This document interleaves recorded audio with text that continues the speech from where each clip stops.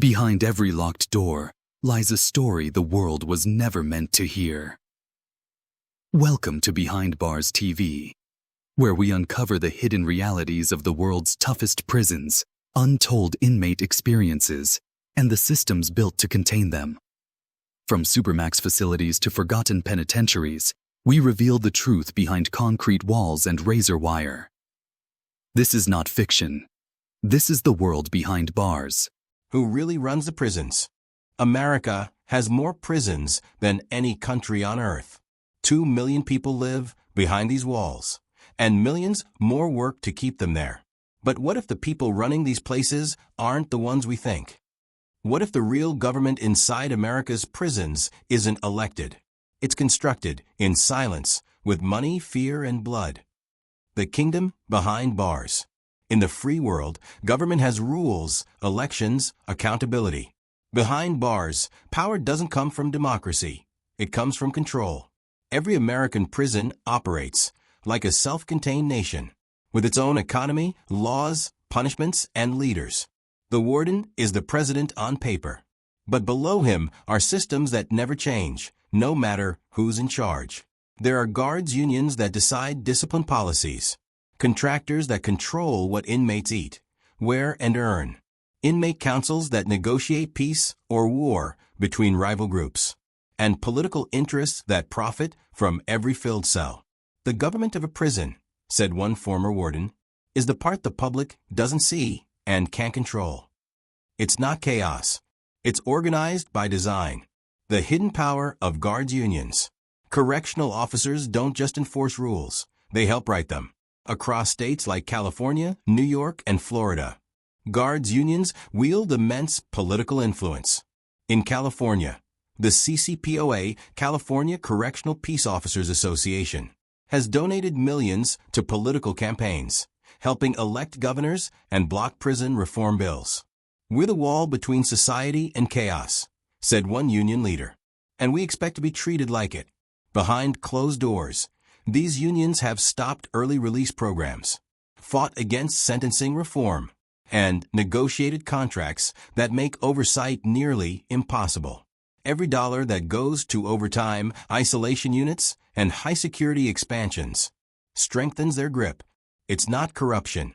It's politics, the kind that happens where no cameras are allowed. And in that silence, the system feeds itself. The business of punishment. America's prisons are a multi-billion-dollar industry. Food, uniforms, phones, healthcare, all outsourced to private contractors. Companies like Aramark make millions feeding inmates, even after reports of spoiled meat and maggot-infested kitchens. Keefe Group sells phone minutes and snacks, charging inmates up to $1 a minute for calls and 400% markups on basics. And the private prison giants, CoreCivic and Geo Group, earn billions every year housing state and federal prisoners. With one catch: the more beds they fill, the more money they make. Every prisoner becomes profit. Every reform that could reduce incarceration becomes a threat. Mass incarceration isn't an accident, said a former DOJ analyst. It's a market. Inside the walls, that market extends to every corner, from commissary economies to inmate labor worth billions a year. This is the economic engine of the hidden government, a system that runs not on justice, but on dividends. The warden's dilemma. Wardens are supposed to lead, but inside America's prisons, leadership is a balancing act between power and survival.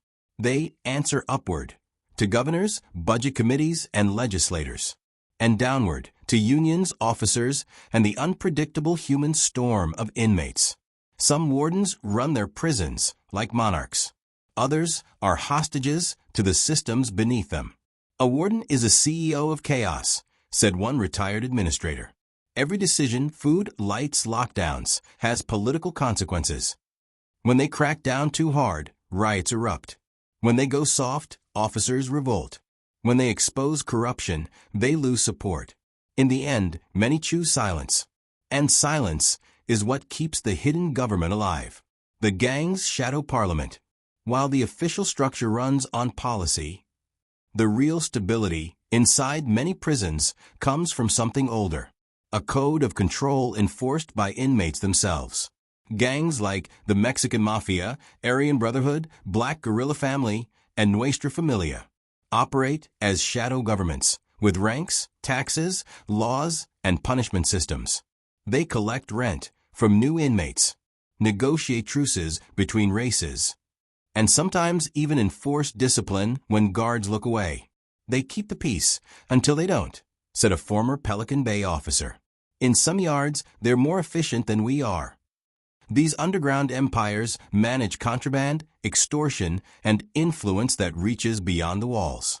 From cell phones to cartel deals, they create an order, brutal but functional.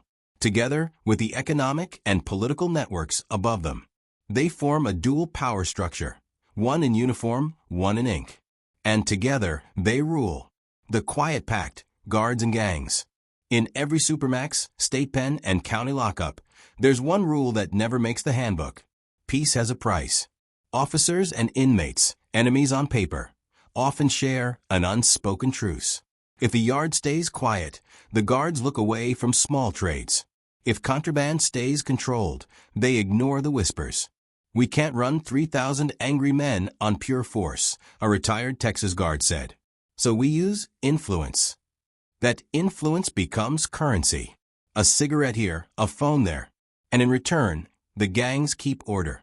At prisons like Corcoran, Pelican Bay, and San Quentin, investigations found guards staging fights between gang leaders for entertainment, then covering up the injuries as routine altercations. Some officers were even caught selling weapons and facilitating drug routes, all under the logic of maintaining balance. Inside this dark market, survival depends not on law, but on loyalty and silence. The economy of contraband. Contraband is the bloodstream of prison power. Phones, drugs, tobacco, food, even socks. Anything that moves beyond regulation becomes a form of currency. At Rikers Island, an inmate once traded a small burner phone for 6 months of protection. At Mississippi State Penitentiary, a single charger could cost $500. But contraband isn't chaos, it's control. If you shut down everything, said a correctional investigator, you lose leverage. If you let some of it flow, you can trace who's really in charge. Every warden knows this. A perfectly clean prison is a ticking bomb. People need outlets. Pressure needs release. So contraband becomes a tool. Monitored, tolerated, and sometimes quietly taxed.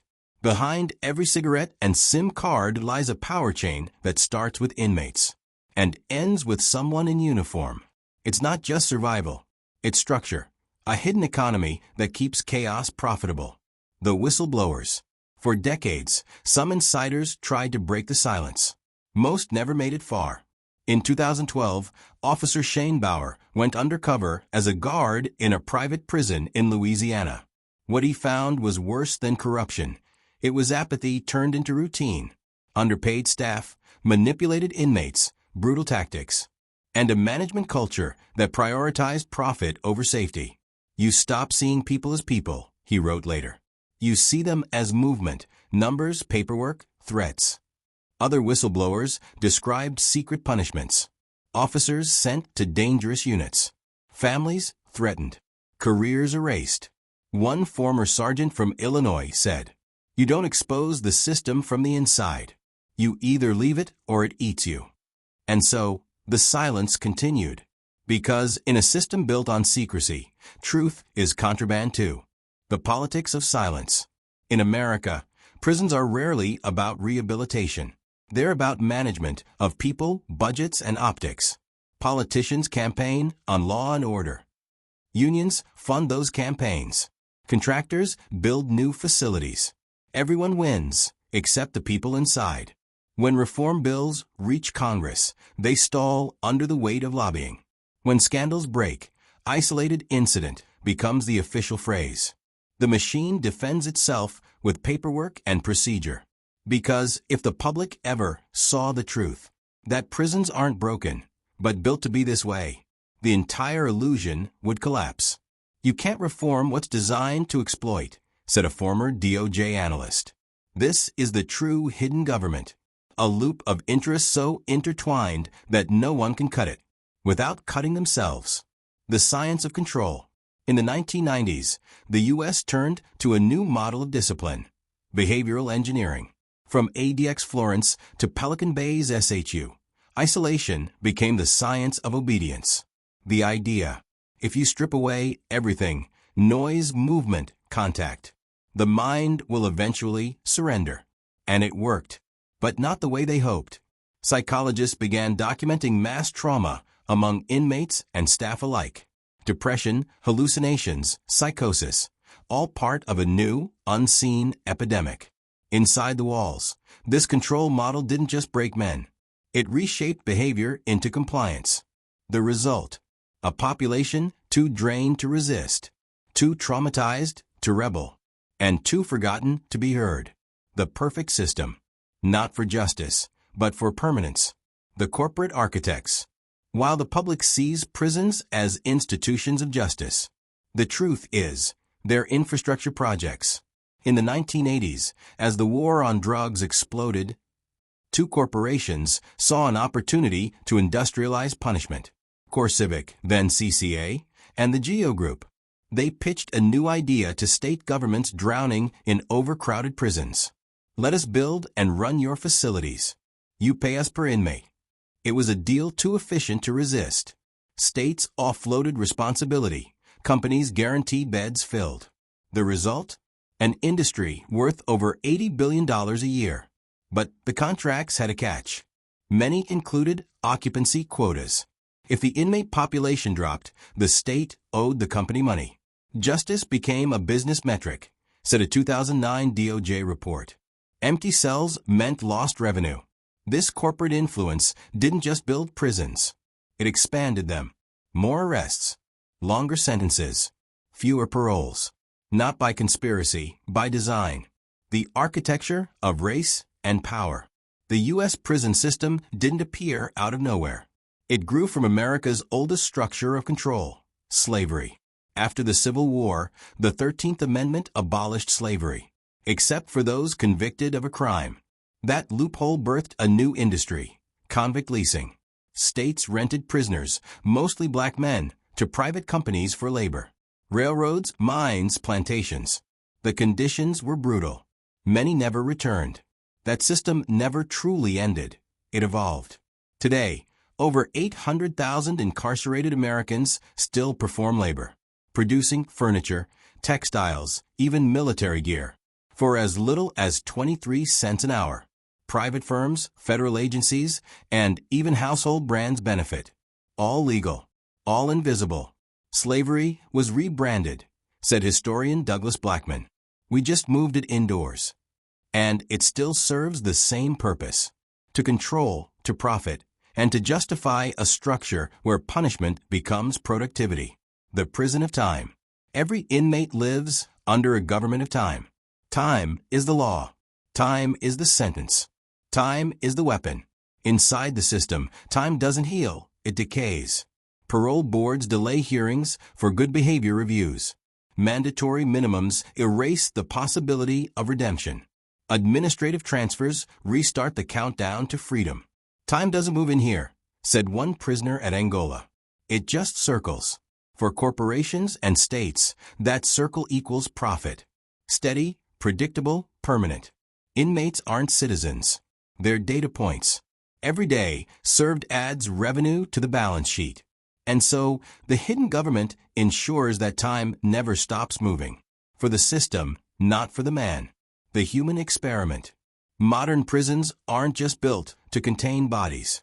They're designed to measure behavior. From California to Colorado, prisons use predictive algorithms to assess threat levels. Cameras track eye movement.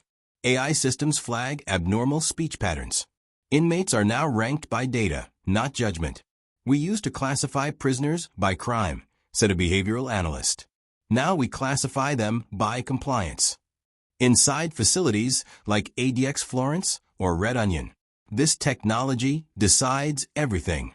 Who gets solitary, who gets visits, who gets watched more closely. It's the digitalization of discipline. But there's a darker side. Researchers have found that these algorithms often replicate racial bias. flagging Black and Latino inmates as high risk far more often than others. It's the next evolution of control, not through chains, but through code. The cost of obedience. The hidden government doesn't just destroy inmates. It breaks the people enforcing it. Guards face PTSD rates higher than combat veterans. Suicide rates among correctional officers are 39% above national average. Many turn to alcohol, medication, or silence. "You can't work in darkness for 20 years, said a retired sergeant from Ohio, and not bring some of it home. Families fracture. Children grow up fearing the system their parents helped build. The irony? Both sides, guards and inmates, are trapped in the same design. Both live under cameras, commands, and constant surveillance. One wears a uniform. The other wears a number. Both belong to the same machine. The economics of incarceration. For every cell that locks shut, money changes hands. In the U.S., incarceration isn't just a government responsibility. It's a supply chain. Every meal served, uniform stitched, and call placed generates profit. Companies like Aramark, JPay, and Keefe Group turn punishment into enterprise. Aramark, accused multiple times of serving rotten food, still earns over $3 billion in prison contracts. JPay, a digital services provider, makes inmates pay fees to email their families. And CoreCivic's quarterly reports openly list inmate growth projections. "They're betting on people staying locked up," said one former DOJ analyst. "It's the only business model that requires human suffering to stay profitable. When you follow the money, the system stops looking like justice and starts looking like logistics. The prison is the warehouse. The inmates are the product. The taxpayers fund the inventory. The law as a lock. Visual. Footage of courtroom gavels, judges, and flashing headlines. 3 strikes law, mandatory minimums, truth in sentencing. How do you keep the warehouse full? You write laws that guarantee it. In the 1990s, politicians from both parties raced to appear tough on crime. The result? Mandatory minimums that removed judicial discretion. 3 strikes laws that turned misdemeanors into life sentences. Truth in sentencing acts that abolished parole in many states. Private prison companies funded campaigns that promoted these bills. Unions backed them too. More inmates meant more jobs, more overtime, more political capital. Legislation became incarceration insurance, wrote an ACLU attorney. Every reform that could reduce populations threatened the economy. And so the machine grew, not by accident, but by deliberate engineering. Justice became statistics. Policy became production. The system didn't fail. It succeeded exactly as designed. Freedom isn't free.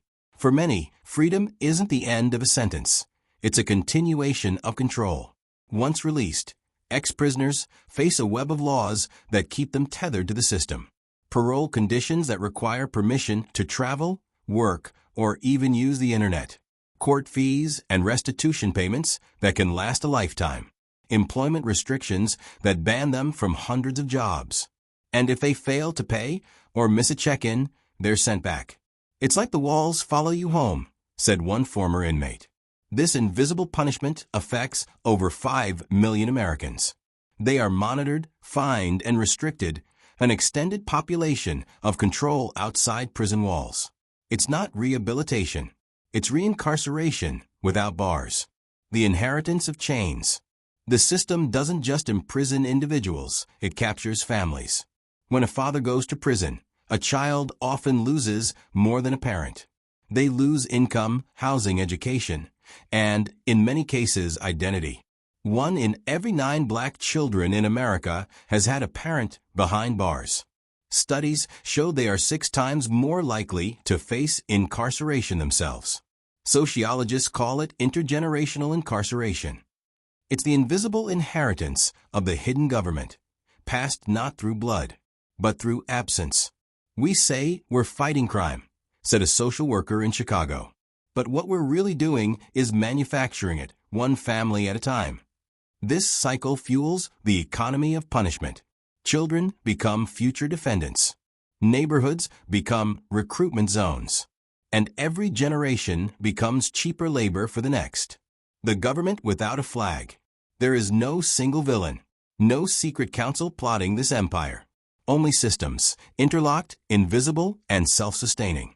The guards, the unions, the corporations, the politicians, each playing their part in a cycle that thrives on control. The hidden government of American prisons isn't about ideology. It's about inertia. It doesn't need elections. It doesn't need approval. It just needs fear. We built the perfect machine, said a former warden. And now it's running itself. As the film fades, the sound of a cell door echoes. Then silence. What you just saw is more than a story. It's a reality lived by thousands behind bars. If you believe in uncovering the truth, the kind hidden behind concrete walls and silence, then join us. Subscribe to Behind Bars TV and never miss a chapter in the world's most dangerous stories. Until next time, stay aware, stay informed, and remember, freedom and confinement are sometimes only a wall apart.